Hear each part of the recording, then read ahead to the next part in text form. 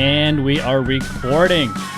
All right. Hello and welcome back, everyone, to the Bore and Stoke podcast, brought to you by the 50th anniversary Honda Goldwing. And speaking of which, before we get into today's episode, let's just get a word from our sponsor right off the bat. 50 years ago, Honda dropped the first Goldwing and pretty much invented the whole touring category. Total game changer. And while we didn't invent podcasts, we are bringing a fresh take to the moto world with this one. So hey, maybe in 50 years, we'll be celebrating our podcast anniversary, just like Honda is celebrating the Goldwings. Bore and Stoke is brought to you by Honda Power Sports, and this episode is powered by the 50th anniversary Goldwing. If you're gonna ride something legendary. All right, now that we are back, let's get into it. So today's episode is going to be another fun one because our guest today is someone that can make us all a better rider. Known as one of the elite rider coaches in the game today, he didn't even get his motorcycle license or his first motorcycle until he was 30 years old. Proving that age, is nothing but a number. He went on to set multiple class track records and win class championships before making his professional motorcycle racing debut at age 41. And then he went on to be a top 10 in the pro class ever since, until he retired, of course. And then since he retired, he's gone on to establish multiple riding schools like the Freddie Spencer Riding School and the Yamaha Champions Riding School before branching out on his own to help riders of all skill levels go faster and safer. He's not only a motorcycle coach, but he teaches people how to drive cars better too. Is there anything he can't do? Let's ask him. Ladies and gentlemen, I am talking, of course, about our guest today, the one, the only, Mr. Ken Hill. Troy, what's happening? Hello, Ken. I thought when you were doing the intro and you said the Goldwing thing, like the 50th anniversary, that was going to be an age joke, but no, we're good. Do you remember the first Goldwing? I don't actually. That was before. I mean, I've been in this for a lot of decades, but no, I don't quite remember it. It was slightly before I got into it. See, you're young at heart. Yeah. There you go. My body, the mileage on my body will say something differently, but yeah, no worries. I mean, when you do this long enough, we are gonna age ourselves faster than what the number says. That's for sure. Well, since we're on that topic, how much time have you spent on a Honda Goldwing? I think I've ridden a couple of them, so not a lot. Yeah. I think I did one back. Actually, both times were at Harley dealer meetings when we would do the Harley back to the track thing, and they'd bring out every single model of everything. And we'd spend literally a week working with dealers and, giving dealers some riding skills, but also get to ride everything. So yeah, that was the last time I think I did it. And they were super fun. And that's sort of, I don't know, that sort of set my whole thing up for, as a motorcycle, somebody in motorsports, right? You should be able to ride or drive anything, anywhere, any track, any conditions, doesn't matter. Bring it, it's just like literally bring it on. I don't care. We had rain yesterday. Rain, great, no problem. Different bike, yeah, great, no problem. So right. Yeah, that's it. The Goldwing, anything with 2 wheels or 4 wheels doesn't matter. I'm in. And that's why we're friends, Ken. We have the same outlook on life like that.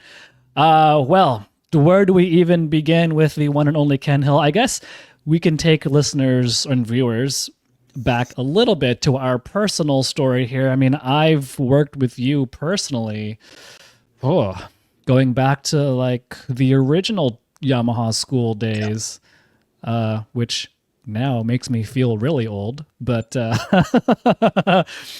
let's take things back to the start. I mean, you didn't get your first bike until age 30. What was up with that? Yeah, I've always been in motorsports and love cars, and cars are still a little bit of my first love. And I wanted to race cars, couldn't afford to race cars. So I thought, I'll do something cheap. I'll do motorcycles. And I bought my first brand new bike. First bike I ever bought was a Honda F2, and bought it in Northern California. I'd never been to a racetrack, never seen a race, never done any of these things. bought the bike, and I think it was October, November, because, California, we always have good weather, and saw the local racing organization, AFM. And yeah, my first time ever at a racetrack was at New Racer School on Saturday, and I raced on Sunday. Yeah, Had you even done any street riding? I had about 1,000 miles of street riding. Yeah, so I'd kind of worked in about 1,000 miles into that, and yeah, time to go. Let's go. Insanely stupid, right? Insanely stupid, and it went, as predicted, right? So starting, when you didn't have points, they would do it by your assigned number, and I think my assigned number was like 998. So I can, back in the day when there were 65 riders on a grid. And it's like, yeah, there's the flag waves, and there's that like 2-second delay before you can even roll off the grid. But yeah, the first year was great. I mean, it was completely intoxicating. Being at a racetrack, doing these things, and I had no formal training whatsoever. And I did muddle my way through the first year. I started finishing, I think, in the mid 30s. It was like, oh, mid 30s, and it wasn't until the next year where I said I wanted to do this. And this is, AFM had 8 races at Sonoma that were Sears Point at the time. Yeah. There's no other tracks. The other tracks weren't even built then. And my journey into getting better over the off season, because everybody told me to buy a dirt bike, was to get a dirt bike. So what I do, the bike I should have bought was an XR 100. Instead, the bike I bought was an XR 600. Of course. Yeah, of course, that's what we do. So that, again, also did not go well. But yeah, I mean, that sort of opened my eyes up into doing a little bit of training. It didn't carry over to my second year of racing. My philosophy at that point to go faster was to go faster. And yeah, I hit the ground a bunch of times, didn't finish the year. And then as I healed up and budgets came back, you're having to save up for stuff. I ended up taking a school, and that's when I did my first Freddie Spencer school. And that really opened my eyes up to, wait, there is an education, and it's not the guy in the pit next to you with the SRX 600 that's telling you how to ride. So yeah, so it was completely eye-opening. And, I really took that to heart of starting to treat it like a sport. And, part of my background with, just being in sports, I thought, okay, great. If this is a sport, we can kind of look at it. So, starting a family and career at that time, I did really designate times to ride because I didn't have time. So it was like literally an hour on Saturday, an hour on Sunday. That's it. And then going racing. So it started to work out pretty well. Started getting up a little bit better in the club ranks. I think I won my first race after a couple of years. Ended up being a Michelin sponsored rider. Michelin sent me back to Freddie's as kind of a guest instructor and somebody that I could, go back and train. So I did Freddie's for a bit. They invited me then to be a guest instructor. And then ultimately we ended up being a full-time instructor with them. Getting back into the early days of like your riding and racing career. I mean, do you chalk that? I mean, you said this was a stupid way to do it and you fell down a lot, but the fact that you took it mentally as a sport that you could learn about and improve upon, do you chalk that sort of mature way of thinking down to the fact that you got started so late in the game, age-wise?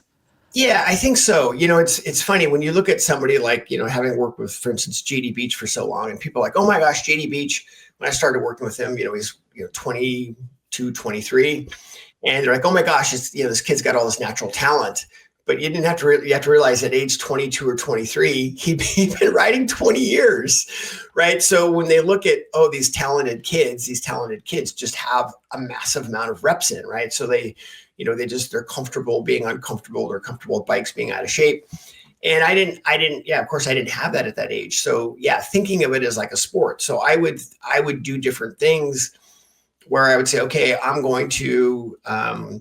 I would set up basically I was lucky enough where I lived in the country and I could set up like a little dirt track, and I would mimic. I literally built like a mini Sears Point in my backyard, right? So I would take my bike and my dirt bike and I would go do these sessions and I would go work on an entry. And I kind of didn't know what I was doing. It's like, okay, I'm going to go work on how I'm like braking. I'm going to go work on acceleration. And I didn't have any like there was no technique involved other than just going and doing it. Yeah. And so I was trying to replicate, and this kind of goes back to my bicycling days, which is like, I want to you're going to race like how you train. And so I would try to replicate those different scenarios. So Saturday I would ride, figure something out, but I wanted to work on. And then Sunday I would actually replicate my race weekends, right? So I would do a warm up. I'd go out and do like a 15-minute warm up. And then I would basically launch myself like it was a race. And I would do like 2, whatever it was, 15-minute races or 20-minute races or whatever they were. Yeah. That's just kind of train my mindset for it. But how did you know if you were doing well or not? Yeah, I mean, it's funny. I'm doing a webinar tonight for Blaze, and it's measuring improvement. And the only way to measure improvement back then was sort of lap times, right? Basically, was I going faster? And I didn't have a lap timer set up there, so it was either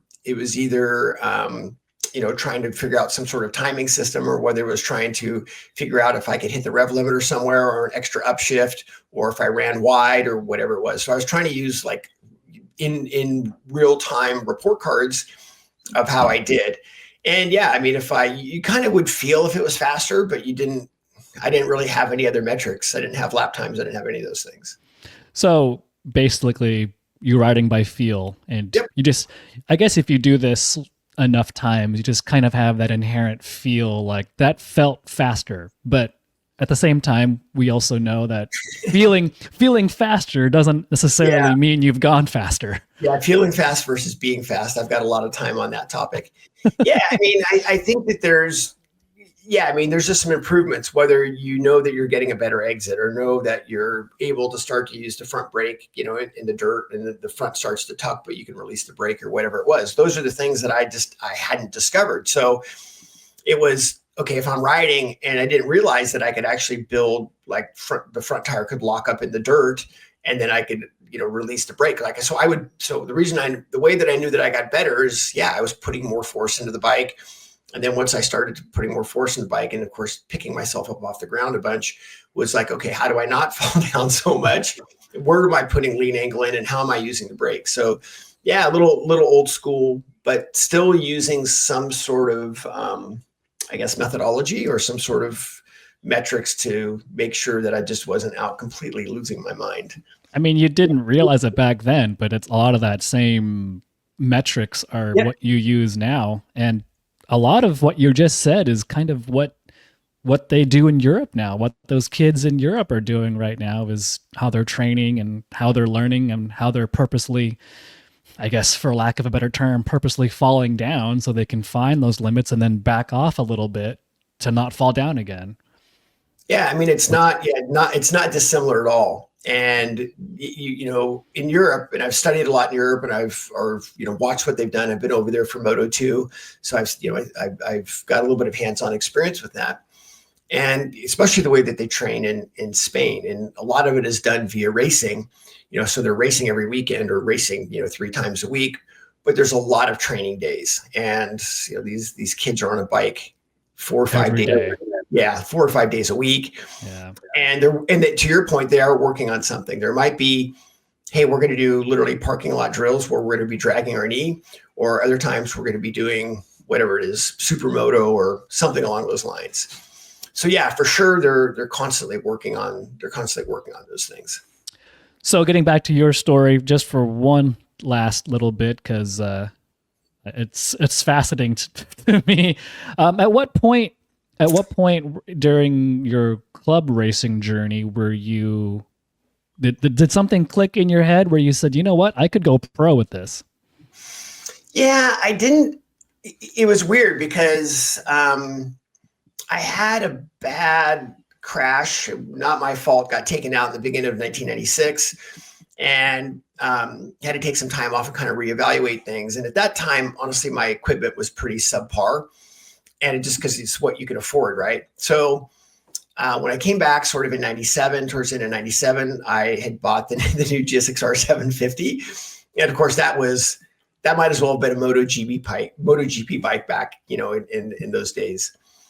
And I clicked really well with that bike. So I kind of went from, a top 10 guy in AFM's Formula Pacific to my first race. I podiumed in podiumed on that bike. And I was, battling, young Steve Rapp back in the day. And of course, I don't have to say about AFM and how competitive AFM was, back in those times.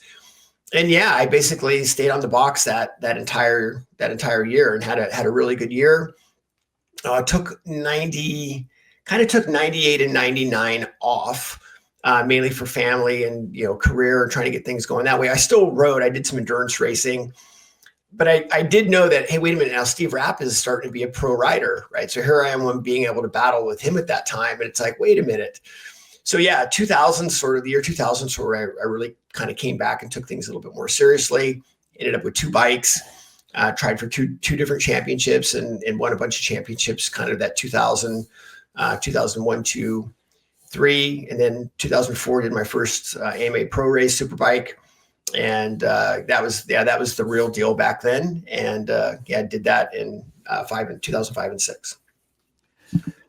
And then you retired from racing. And what was it that led you from racing to coaching versus great question. I mean, honestly, at that point, I mean, I think I did my last AMA race at age 43. And it was still a good result. This is back, I mean, Sonoma battling with Mladen and Spies and all those guys. And I think I was 11th that year. That's no joke. Yeah, it was nuts. That's club bike, right? That's not the stuff that they had. Yeah. So at that point, I mean, I ended up with a good year, even on, in the local club racing, still had a good year. Yeah. And then I was getting more and more people. It's like, hey, this old guy's doing pretty well. Maybe you can help me. And of course I was coaching at Freddy's that whole time. Right. So I've been coaching at Freddy's. That's true. And I was kind of in between jobs at that point. And it was either kind of basically go full-fledged back into career where I wouldn't be riding, or I thought, wait a minute, might be something to this coaching thing. Because I knew people were paying for the school. And at that point, there still kind of was only 2 schools, right? There was either CSS or Freddy's, and there really wasn't much in between. And I started having people inquire about doing private coaching. And at that point, it's like, wait, you can't charge for coaching. I'm like, well, I'm going to do it. And so, I took a big stab in 2007 and started lining things up. And it was pretty bleak, honestly, the first 6 to 8 months. And then as the improvement for the people that I started to work with started to happen, they started rebooking me. And then I basically did one-on-one coaching at track days. I mean, that's literally how I made my living, is in my Suburban and my trailer, going to track days in Northern California and Southern California. I did that for 7 years. I put my kids through school, paid my mortgage. And I was, between that and the schools, was 100 to 120 days a year on the track. So 7 years of that. So so talk about cutting your chops, right? That was, everybody's like, oh yeah, I'll go be a coach. This is great. And then I tell people, go do that for about 1,000 days and then come back and talk to me. But I guess when your back's against the wall, you do what you got to do, right? Yeah. I mean, it was a choice of, I could easily go get a 40-hour, a week job, but I was enthralled with obviously motorsports and motorcycles. I loved it. I was riding still well, riding pretty well at that time, and I was having a great time. And I guess part of the intoxication for me is human performance, right? So how do we get people to improve? And I kind of, all those reps back then, I kind of didn't know what I was learning. And it wasn't until, the Freddie School went away in 2009, and then Nick and I started the Yamaha School in 2010. And it wasn't until we had kind of free reign to do some things with the Yamaha School that it allowed me to kind of go outside the box with some things. So we started meeting some cool people that were coming to the school because Yamaha had some good connections, and those connections allowed me to, really branch my thinking out. And, how do people improve? What's the communication styles and all those different things. And so as my stuff evolved from, getting better, I could, rely on all those reps that I had put in with all those different people, and then start to put together a little bit of my own program. So I stayed with YCRS. Oh, I don't know. I think it was till like 2014 or 15. And then, I wanted to kind of go to the next level. And so I left YCRS, came back for a little bit, but left YCRS. And then I've kind of been doing my own thing since then. And then that led to, I'll get to this in the later parts, but that led to helping with pro riders and getting into the Moto America ranks and so on and so forth. But before we delve into that side of things, let's open this up to things that can make everyone watching or listening to this a better rider. So what if you were to have like one fundamental tip, one fundamental thing that a lot of riders, street riders, we're not talking about like dirt stuff right now, but not track riding, just street riding, because they do go hand in hand. What's one fundamental issue even a street rider could improve upon?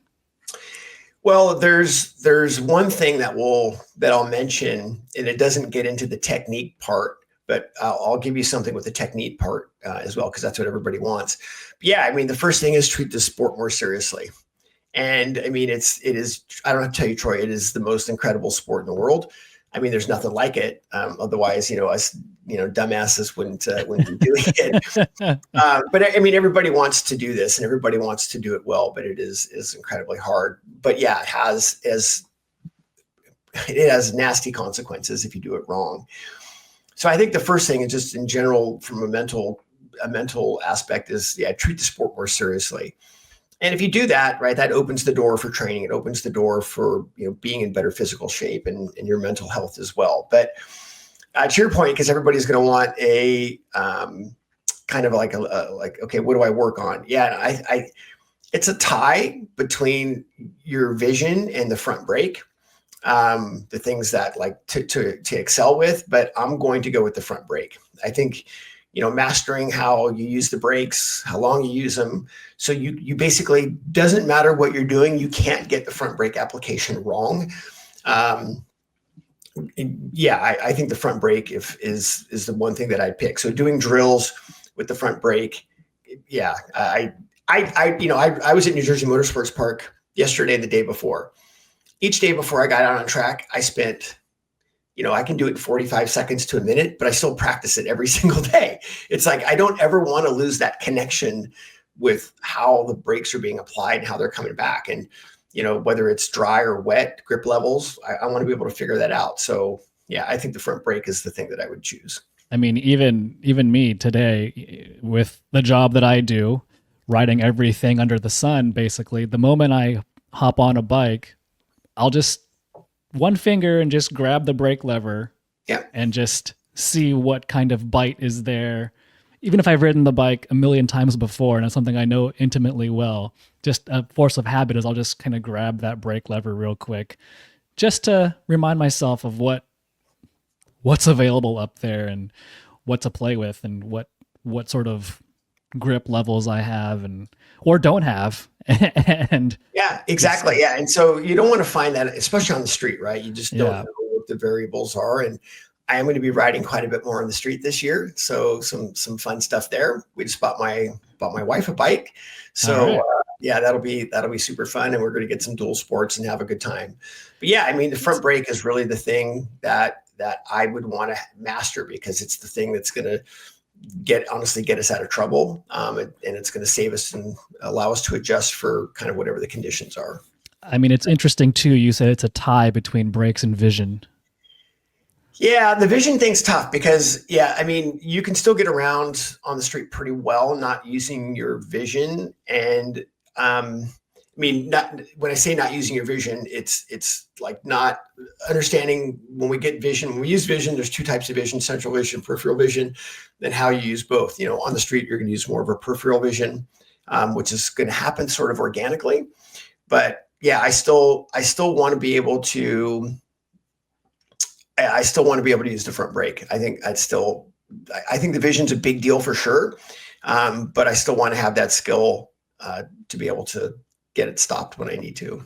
I mean, yeah, the Going fast is what gets the headlines and what's sexy about motorcycles. Stopping is not as sexy, but is way more important than, than going fast. Yeah, 100%. I mean, it's acceleration issues come from braking issues. I just did a master class at Thunder Hill last week, the week before, and I was up in Calgary doing another master class same week. And yeah, 100% of the time that people struggle with acceleration is because they can't use the brakes, or they're not using their depth perception very well.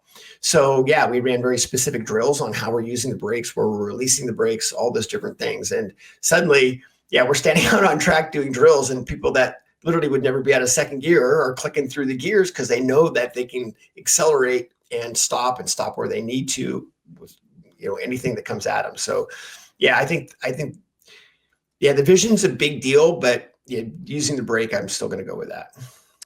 No, I agree with you on vision and braking being pretty much equally important, because obviously you need to see Oh yeah, everything ahead of you. And I even still to this day, I find myself giving myself mental reminders, scan ahead, look up, don't just look at the ground, look up ahead of you, scan everything around you, trying to be aware of all of your surroundings. And especially the quicker you go, the farther ahead you're looking up, the slower your brain can process things. And so it's a tough call, but yeah, I agree. Like it's both things are very important, but knowing how to effectively brake, I can see how that would be the winner in your mind. yeah, yeah. And the funny part is, once you learn, like I said, once you learn to use the brake, acceleration is easy at that point because Right. you've got something to get out of it with. Right. Moving on from the, I mean, that's a, maybe not moving on, but that the whole mastering the brake thing is something even brand new riders, maybe especially brand new riders, can learn, pick up on, master before they learn bad habits, right? Yeah, you just cannot do enough drills with brakes. I mean, just there's so many things that you can do with them, and then what we'll do is we'll start to tie vision into it as well. So we'll start with just the initial, how you go to the brake, how you get the pads to come up against the rotors, and how you release it, right? So we do need that subtleness, allowing things to how it's basically how you're allowing the fork to compress, how you're allowing the tire to compress, and how you're releasing it, right? So you're controlling all of that. And it's developing, again, that relationship between your fingers and the fork and the front tire. And the more that you can master, like how you go to the brakes, how you build pressure, how you release the pressure, yeah, it is such a big deal. But then to your point, yeah, we absolutely bring the vision into it, right? So where do I want to release the brake, and what kind of corner is it? Is it a long radius? Is it a short radius? Do we have got grip issues, and how do I need to apply the brakes if I don't have enough grip? It's wet out or whatever it might be. So yeah, from somebody that is just getting on their bike, I think everybody wants to accelerate. Acceleration's easy. The braking, that's the problem. And the braking is what gets people in trouble. It's not being able to learn to, know how to use the brakes. So yeah, I think from day one, learning how to use the brake, getting familiar with it, learning how to build good pressure, releasing it, even using the light pressure at the time that you need it is key. So yeah, I'm a massive proponent of front brake, as you know, and rear brake Yeah. too. Well, yeah. I mean, I'm harping on about this because, like, people, if people aren't familiar with you or with the coaching and everything, they might take it as like, oh, these are just things that racers do. These are just techniques that apply to racing. Yeah, let's talk about that. So I think regardless if you're at the last 0.01% or you're at the first 1%, it doesn't matter, right? So and this is why I will work. I do like to work at the very sharp end, because we know if it works at the sharp end, it's going to work at the first 1%. It's actually going to shortcut your path. And it ends up actually getting rid of a lot of the BS, because it's like, well, wait a minute, there's no one that does somebody might be telling somebody something. It's like no one in the world, literally in the world, is doing that. So it's like let's stick with what the best in the world are doing. It's again, this is what we say. It's the same application, just at a different degree, right? Different degree of application. Same technique, just a different degree of application. So I can tell you at one of the schools, especially the school that we did in Canada, we had two groups, kind of a A and a B group. And the B group, I would say out of the 15 people in the B group, I would say at least half of them were going around the track not using the brakes. And some of them was their first experience on track. So we tried to put this in would you be riding on the street without any brakes? No, of course you're going to use brakes. So then we'd get into a discussion of why are you using the brakes? What are the brakes actually for? And then we would break that down. So we'd say, okay, brakes are just not for slowing. Yes, that's part of the equation, but they help your steering, they help your entry speed. They do all these wonderful things. And then we would run drills where we would start off with a straight up and down braking. So we'd watch them actually apply the brake. And people that had never used the front brake before, they just don't know how much front brake that they can give. So we would work that drill in quite a bit. Then we would move to moving them into corners, right? So we would start them saying, let's go into this corner. The instructor's down in there. You're going to stop with the instructor. So, wait a minute, you actually can use your brakes into a corner. And then we would start shortening that distance up so they had to actually use more brake pressure. And then we did do some drills as well where we'd actually have them go to the brakes at turn in, go to the brakes, and then tighten up the radius on the brakes and realize if your application's correct, you'll tighten your radius up. So we went through that whole thing of why brakes are used, getting a feel for the brakes, using a brakes in a corner, sharpening up your steering with them. So those are all the things that we would cover to get to people interested. So you're like, okay, well, that's cool. That's the beginning riders. What about the pros? We had a couple of pro racers there. And one of the things that the two that were there, actually it ended up being both of them. They just did not have that final end of braking fine-tuned, right? So they forgot about the last part of what brakes are used for, which is entry speed. So they would dump the brake and they would just add lean angle. Well, they'd also miss apexes. Well, so it's like, even at a very sharp end, it is a big deal. So in the pro schools that we used to do with, the JD Beaches and the Hayden Gillums and the Matt Skolts and all these things, we would spend the first half of our day in a brake drill. So whether it's at the sharp end or at the very beginning, these skills are absolutely developable, and they're also perishable skills, as you well know. Yeah. That's the point I want to drive home to anyone watching this or viewing this that may be a newer rider or may think that, oh, they're just talking about racing. It's like, no, this applies to everybody. Yep. Yeah. Well, think about it, right? On the track, we have a fixed environment. So you're going to come up on the same corners, and they have, whether it's an entry corner, exit corner, whatever it might be, you've got the same thing and you can figure out how. On the street, you don't have the luxury of kind of choosing some of these things at times.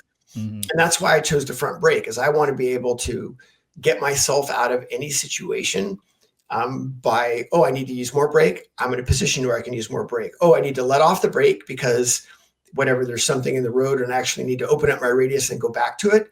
I want to be able to adjust for it. So I think even at a very beginning or rudimentary, I want to be best friends with my front brake. Yeah. All right, let's take this opportunity now to take a quick sponsor break, and we'll be right back. All right, quick break. Now that riding season's finally here, let's talk about the bike that's been reinventing the touring game for 5 decades, the Honda Goldwing. Whether it's a coast-to-coast trip or you just want to eat up some twisties and some serious comfort, this thing delivers. It has that powerful flat-six engine, available DCT for smooth, clutch-free shifting, and loads of tech that makes every mile smarter, smoother, and more enjoyable. It truly is the best bike for any bucket list ride. Check out the 50th anniversary Goldwing at powersports.honda.com. We are back. All right, now that we've harped on about skills and the essential skills about braking for especially newer riders or people who think this is about racing. We didn't even touch on really trail braking, which is probably a whole episode in and of itself. But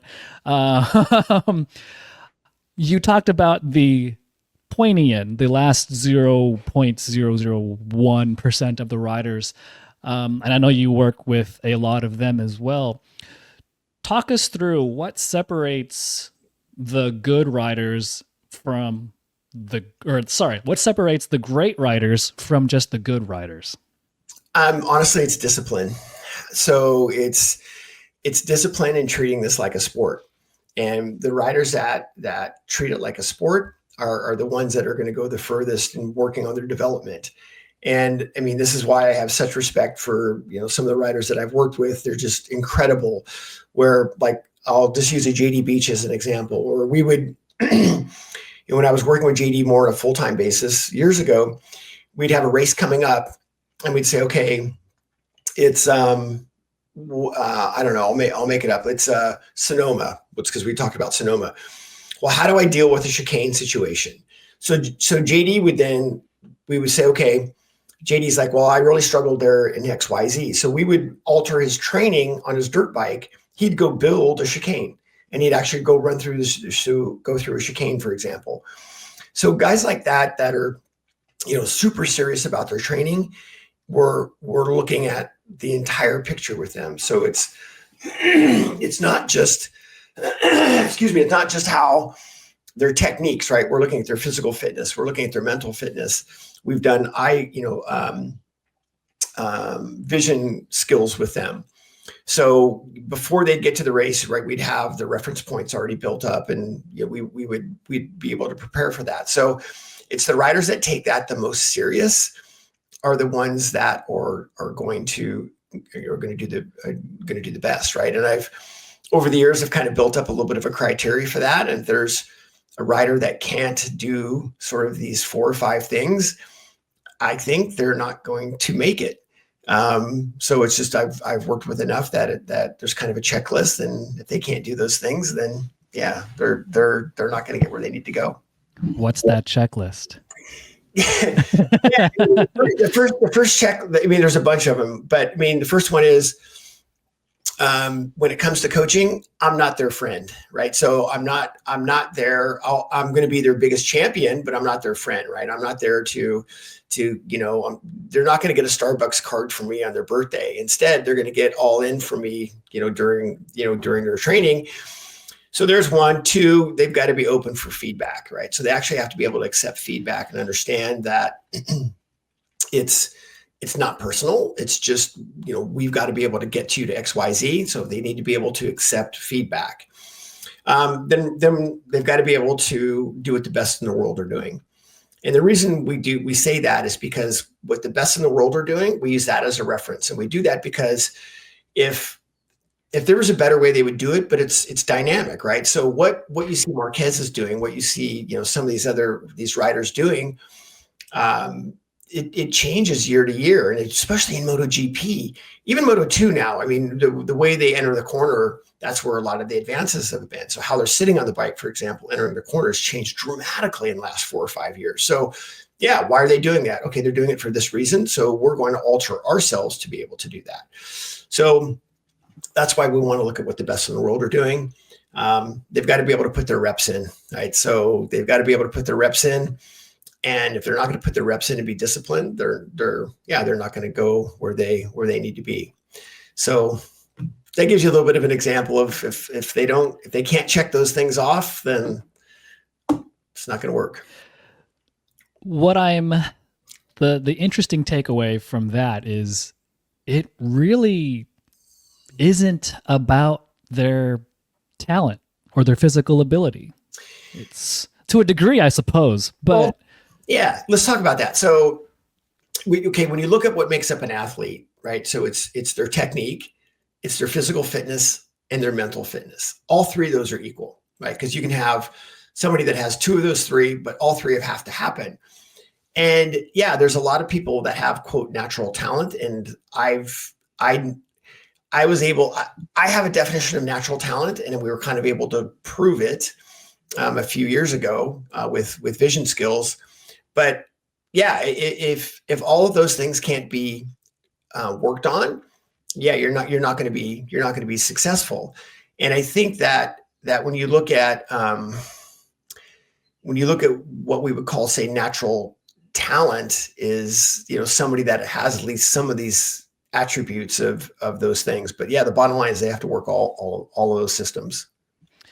Yeah, I was thinking of some names of some pro riders I've seen over the years. I'm not going to name them, but definitely a lot of highly talented individuals out there who lacked maybe one or two of those other criteria you mentioned. It just kind of fizzled away for them.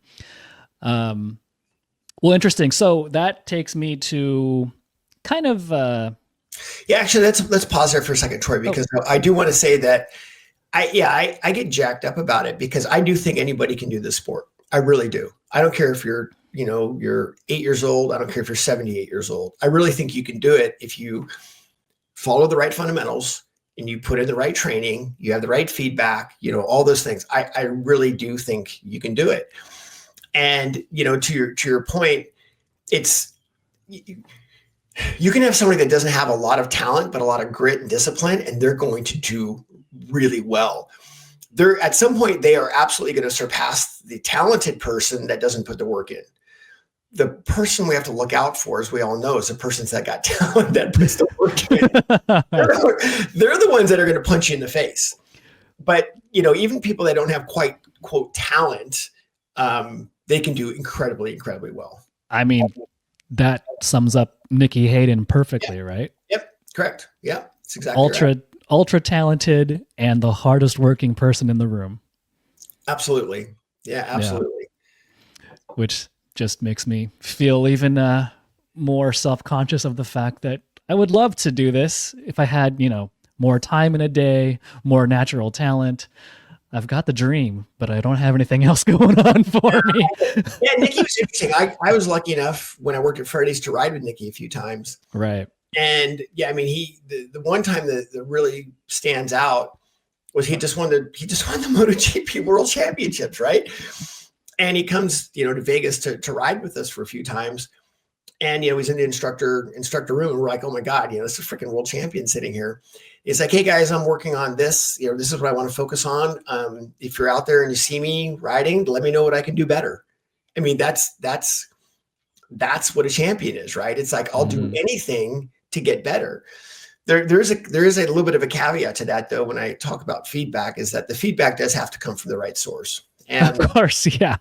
Well, but I know it sounds silly. It sounds silly, but in this case, it's, obviously everyone's an internet expert. And so, we have to be a little bit careful, because I am definitely on a little bit of a rampage in my older years about, this whole death of expertise, right? And we do have a little bit of death of expertise. And so when I see something that doesn't, like, there's some people that don't deserve an opinion, and those are the people that I'm going to call out. But yeah, in Nikki's case, it was one where, here's a guy that just literally a couple months ago, won the world championship. He's here riding and training. They're going from 990s to 800s. He needs to work on X, Y, Z. And what can I do to get better? And yeah, I need feedback. It's great. Well, do you then get imposter syndrome and you're like, well, what could I possibly tell Nikki Hayden to get better at? Yeah, so I studied him quite a bit, and actually a lot came out of me watching, just literally standing by the side of the track and watching him ride. During those lunch hours, I would watch him ride, and then he'd stop and ask me a question and say, well, did you see this? How did this look? And I think it's easy to get an imposter syndrome, but I think as long as you stay in your world and you don't lose perspective on what you have enough experience with, at least some depth of expertise, then you're good. And yeah, it can be hard to deal with it, but Nikki's trusting us, because with Nikki, so back in the day, Freddie used to call it direction change, like, oh, it's a direction change. Well, after talking to Freddie and digging through it, what we really were looking at was the slow point of the corner. That's sort of where that term came from. And when I watched Nikki ride, he said, well, I'm trying to make my direction change as early as possible, but I don't want to run off the track. So yeah, I'd watch him ride and he'd back things up, and then he'd run wide, have to shut off the throttle. And so that was one of the things that we would sit there and watch him and see what he was doing. And so, yeah, it's difficult, but I think if you stay in your world and don't leave your world and leave your area, then it's okay. But yeah, riding with him is a little bit different because you're riding with him, and even though Nick and Dale and we all can ride okay, but you're freaking riding with freaking Nicky, right? And A so world champ, yeah. yeah, I mean, behind him for sure. Yeah, behind him, watching him. I mean, I watched him, like I ride behind him, and I'm basically studying what he's doing, right? So I'm not able to keep the pace. And yeah, that was nuts. So I would say the imposter syndrome definitely showed up on the track riding with him more so than watching him from the sidelines. That's interesting. I mean, and then, like the part of what you were saying before is you have to be able to take that advice, even if you are a world champion. So, interesting stuff. Pivoting a little bit here about rider aids on today's modern motorcycles. What's your take? Fan of it? Hate it? Somewhere in the middle? Yeah, I mean, I rode a V4R yesterday and an R1 yesterday, right? And so, and we actually were working a little bit on electronics on these particular bikes for the riders, because we were trying to set the electronics in a way that they would work for these particular riders. Instead of like, oh, dude, just put it on A power and TC on one and let's get after it. No. So yeah, my thought on electronics is I want to be in the one control of them, meaning I want to turn them on. So I want to be in a position where I can say open the throttle with TC, right? So it's like, I want to be able to open the throttle and build the throttle in a way that I feel is appropriate. And do I get any electronics intervention or not? So I don't want the electronics to save me. And there's times, yeah, they might do something, like they might help you out. But yeah, I want to be able to turn them on. So whether it's on acceleration or braking, whatever it might be, wheelie control. So I want to ride to my maximum and then see if the electronics comes in. And then if it does come in, where is it coming in? And we can make that adjustment. I had this problem on the R1 where the ABS. So it's a very, very nice motorcycle. And I could get to a fairly decent lap time with it. But the tires that were on it were not great tires. And so I was struggling with that, like towards turn in, to carry the brake pressure that I felt was appropriate. I was getting ABS kicking in at turn in.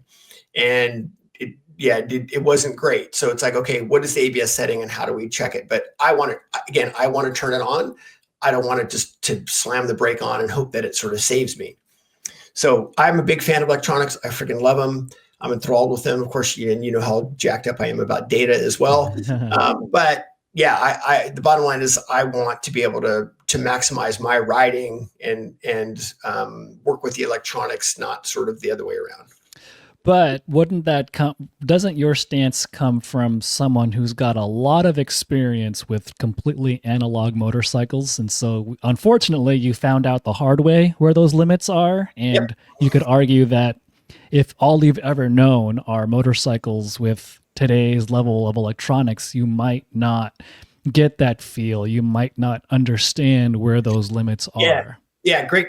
So what we do, we actually do something very deliberate with this. And what we'll do is, if we're working with somebody that wants to understand electronics, is let's just take this theoretical R1 rider as an example, right? So this guy's got a new R1. It's all stock. It's got some good tires on it. And he's like, well, I bought it because it's got good electronics. Okay, cool. So it's like, do you even see the TC light on or anything? Well, no. It's like, so they don't even know like what the electronics are capable of. So we'll do something where we'll turn the electronics up to the maximum, right? So we'll do whatever it is, TC, slide control, whatever it might be. And we will actually want them to be engaged. So we'll say, okay, we're going to pick this particular corner. It's super safe. It gives you a lot of time to think about what you're going to accomplish going in there. And we'll give them something where, okay, we want you to start to, add throttle past the apex because it's this type of a corner. And we want you to open the throttle how you normally would. And if you're not feeling any intervention, well, then you can open the throttle harder. And we would actually work on them with building into sort of what the maximum electronics are, so they feel it, right? So they actually experience what it is. And after they've done and they can start to feel it, then we would actually work on having them manipulate it a little bit. So like they'd go to the throttle, TC's on, we'd actually have them stand the bike up. Does the bike actually take off a little bit? So we would play around with that. So for people that don't have electronics experience, we would absolutely butt up into the electronics so they understand how they work. And then again, down the road or a little bit further is we would have them manipulate it. A drill that I did yesterday in the rain, we did some car driving yesterday, quite a bit of car driving in the rain yesterday with this student. One of the drills that we did is going into a corner, and it's pouring down rain, is we'd actually get into the ABS, release the ABS, get into the ABS, release the ABS, right? So understanding what that feel is like and being able to manipulate the controls. So again, I'm all for it. And how we train for it is to kind of have it at a maximum level and then being able to manipulate it. Taking this back to the street rider who may be thinking to themselves, oh, you're going back into racing topics again. Yep. I think back to what you always say about same technique, different degree of application. And as far as electronics and rider aids go, how can the street rider learn to benefit from this? My wife just got a new GSX-R 8, right? Fun bike. Cool GSX-R bike. 8. Oh, yeah. Dude, I'm so stoked. It's a cool bike. I can't wait to do street riding. I can't wait. And I'll be riding my street triple, which also a cool bike. Dude, Troy, I'm telling you, that street triple is, we're not going to go off on the gearhead thing right now, but I got to tell you that thing, it's definitely one of the better motorcycles out there. It's unbelievable how good that thing is. Unbelievable. Anyway, you're giving me you're giving me an idea for another podcast with you. We can just go gearhead stuff about bikes for the whole episode. And 100%. I'm so, yeah, I love it.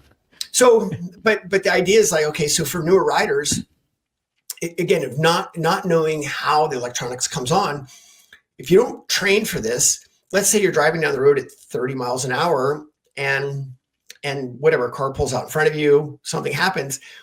And if you just jam the brake on, the ABS is going to come on immediately, right? Because you're not going to have a tire that's very warm. You're going to have a tire that's typically a harder compound on the street. And if you just slam the brake on as hard as you can, well, you're going to get less stopping power because the ABS is kicked in. Yeah, you're at a high threshold, but it's less brake pressure or less stopping ability than it is if you went to the brake, built some weight transfer, let everything load up. It's shocking because I did this demo up in Canada as I literally jumped on a bike with ABS and I would jam the brake on straight up and down going 15 miles an hour and ABS kicks in immediately. Well, I could then come in at 20, 30 miles an hour, pull the clutch and go to the brake and the ABS wouldn't come in until I got to the end of the brake zone, but I would stop shorter, right? So it's like, so for street riders, massively important. This is so crucial on, how you want your electronics to work. So yeah, for street riders, I think these are great topics. And there's a lot available on essentially being able to mitigate risk and be able to survive the sport. And now that we've talked about the street riders, I'm going to pivot back to the pro side of things and kind of look towards the future here, but even more at the present. I mean, you touched on this earlier, but all the technology in modern motorcycling today, and especially on the prototype racing bikes and things like that, they've required the rider, like it's a change in how these riders are riding the bike. I mean, we've got people with their elbows on the ground now versus 20 years ago. You just look at like a Mick Doohan or a Freddie or a Kevin Schwantz, and like it's nothing like what the riders of today look like or are doing. How do you see this evolution of the riding technique and the riding style interweaving with technology? Yeah, that's a great question. And I'm not sure I've got a great answer for it. But what I can say is, the technology is insane. And the grip in the tires is just getting better as well. And we're actually seeing some beginnings of kind of the end, I won't say the end, but we're seeing some limits of human performance, even in MotoGP. And that's where a lot of the arm pump is coming from. A lot of the arm pump is coming from the braking. So it's like the arm pump, right? They're 280 horsepower, they're going, 220 miles an hour, and they're trying to stop, lap after lap after lap. And so their arms just have a tremendous load. So I think we are actually seeing some slight limits of human performance with some of these things, and just how fast things are coming at you. It's going to be interesting to see what happens with MotoGP as they try to unpiss the bikes off in what is it, 2027? I think it is. Yeah, whenever they're doing that. So that'll be interesting what happens. But yeah, I think it still comes down to this, right? The rider that's going to get around the track is the rider that's going to have the most overall speed. The rider that wins the race is the rider that's going to have the most fast laps over the entire race. And that's what they're trying to maximize, right? The shortest braking zones, the longest acceleration zones, and that's not going to change.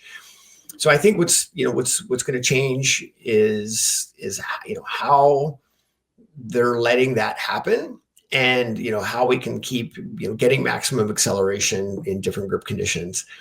The aero is fascinating to me. I think you've ridden them, I've ridden them, dude. It works. I mean, maybe we don't experience maybe on the level they're experiencing at, but it does work. I was gonna say, like, for my feeble brain, I honestly cannot tell if the arrow is really making a difference or not. I mean, it probably is. I don't know. It wouldn't, if I had the same bike with and without arrow stuff on it that I could do a back-to-back comparison with. That's right there. That's right there. Yeah, all I know is I rode this Ducati V4R at New Jersey Motorsports Park, and doing like 165 miles an hour at the front straightaway, and the thing is as stable as a rock. It won't wheelie. Yes, I know we tried some different wheelie control settings, and yeah, I mean, it's unbelievable how stable they are. Oh, and yeah, I mean, it's nuts. So there obviously has to be something to it. They're fantastic bikes, and I've ridden the same bike. I've ridden the most recent V4S, and it's an amazing motorcycle that can just knock your socks off and blow your doors off.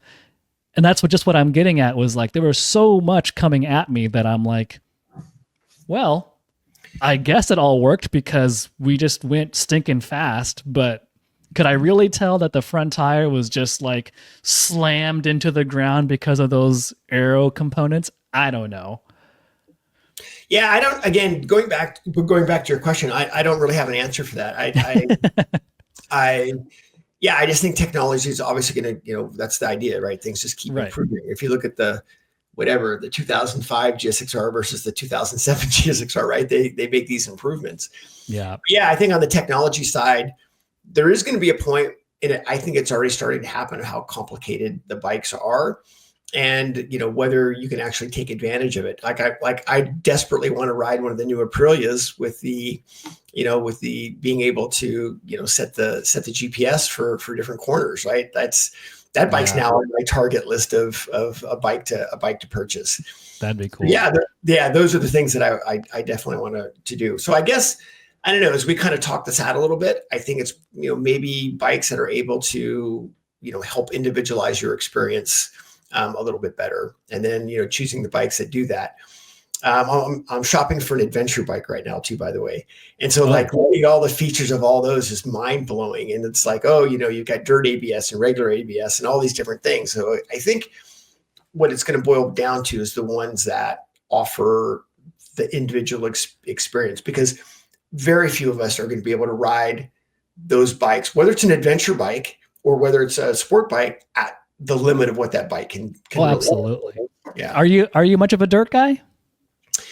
I haven't ridden dirt. I mean, the only dirt that I've ridden the last year is XR100 dirt track, which I think, if I were to pick only one type of riding, that's probably it. Just because it has everything to me, like the whole turn track stuff.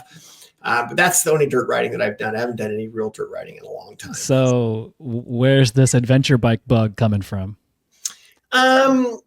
I don't know. My wife wants to ride more in the street and wants to do a few more things. And being that we're on the East Coast, there's a lot more opportunity to kind of do some of these things. And I'm going to try to make my time a little bit more available for these things, because the last 3 or 4 years, not to get into the weeds with my stuff, but yeah, I'm not riding enough. I want to ride more. And I'm not driving as much as I would like to. So yeah, I'm trying to make that switch into, I want to be riding for myself more and doing things, being able to experience those things. And so, yeah, we're going to do some dual sport stuff and possibly some adventure bike stuff, because I like riding. Sounds like you've got this renaissance coming up on you. Okay, well, It's called old age. Yeah. I wasn't going to say it, but since you went there with it, sure.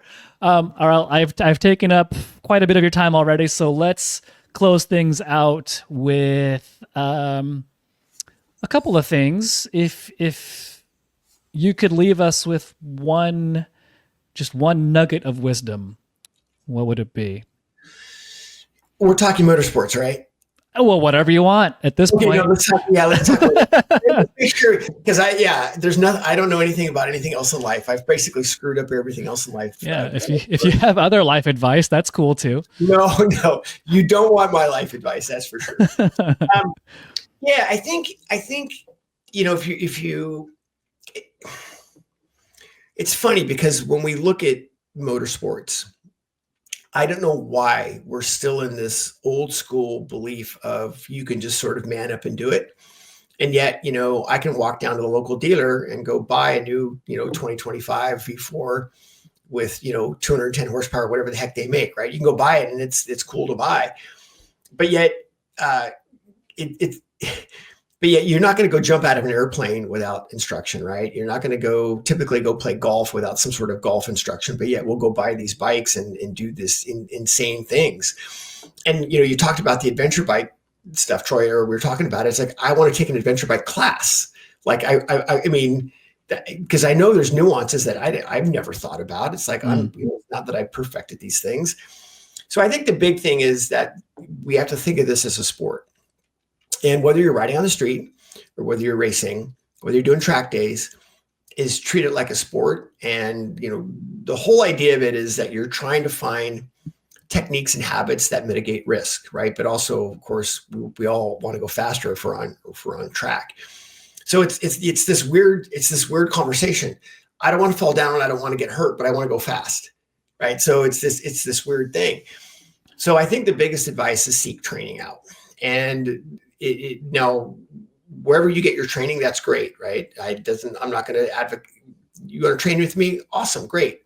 You want to go train with somebody else? That's even great, awesome. You should get training, and you should just make your eyes open to that. It's not natural for us to ride a motorcycle, so yeah, get training to help you get to a position where you understand what your goals are, and go and meet those goals. There's lots of opportunities, whether it's riding dirt bikes, right? Like, a Danny Walker camp, or whether it's an adventure bike school, or whether it's a motocross camp, whatever it is, there's so many opportunities to get good training. So yeah, you can stay in this sport a long time. And honestly, I think, as you know, I've been doing this a while now, and I wouldn't be doing it a while if I had not got education. And one, because the rider I was then is not the rider I am now. And a lot of times we think, in the moment, this is the rider that I'm going to be, and that you're not, right? You can go and it's like I said earlier, I think you can do this.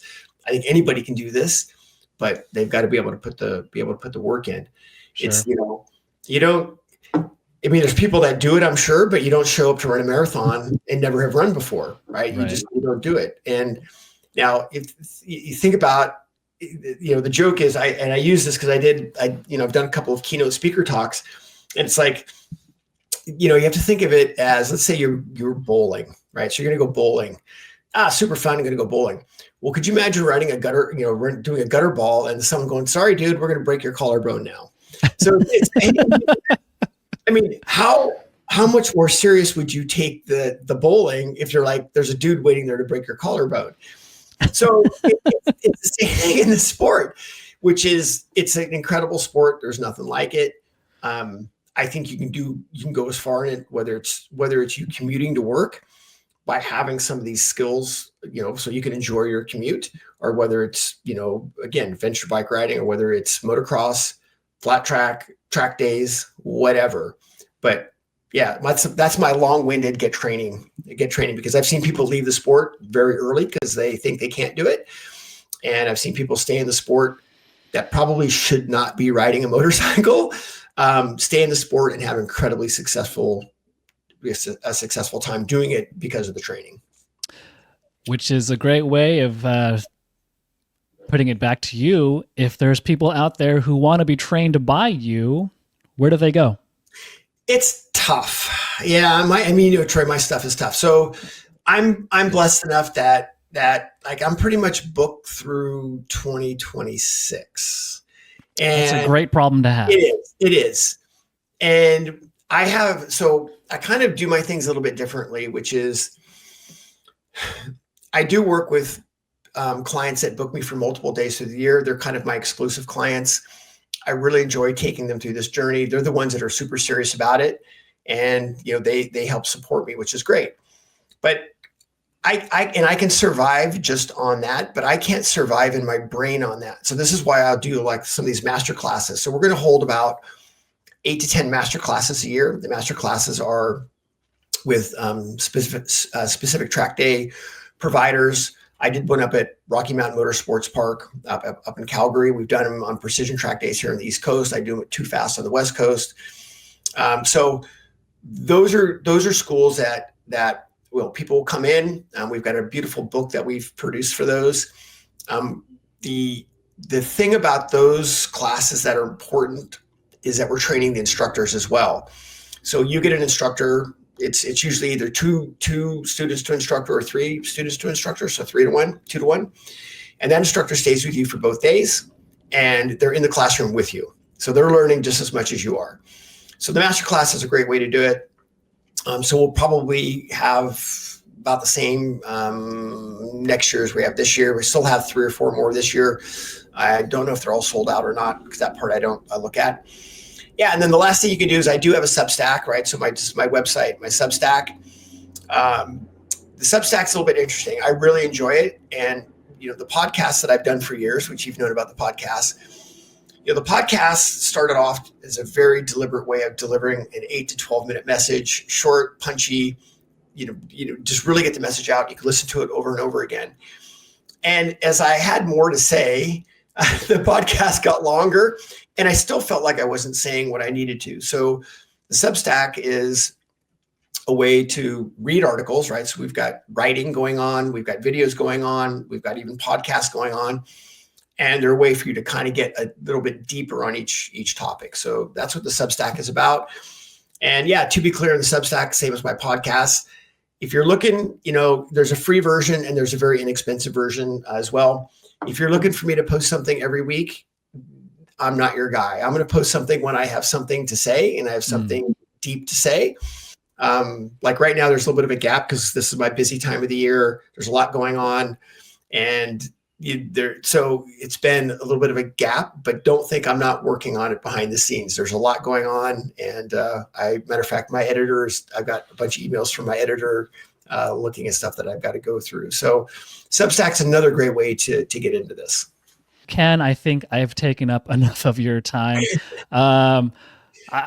We could both keep talking forever. I would much rather prefer riding with you than just talking with you, but we'll figure that out some other time. I was actually going to contact you because I knew that you just did that great article on the super sports. And thanks. I really enjoyed it. Loved it. And of course, thank you. Selfishly, I want to ride the new V2 and I want to ride the R9 because I haven't done it. So I was in Northern California then, but I was dealing with family stuff. So it's like, I was like, I'm bringing my gear. And I was like, I'm going to call Troy and bring my gear. And I'm like, no, you know what? If I do that, I'm not going to think about the things that I should actually be doing. So yes.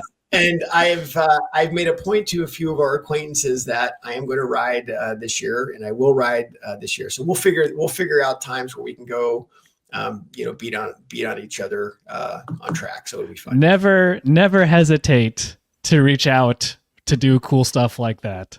I know. It was so tempting. It was so tempting because, Aaron's like, oh, Troy's doing this. And I was all jacked up to do it. And I'm like, you know what? I'm not going to take my eye off what I'm actually supposed to be doing, because that's all I'll think about is riding motorcycles. So. That's fair. I mean, the last time we did ride together at Thunder Hill with those 1000cc naked bikes was a blast, and super fun stuff.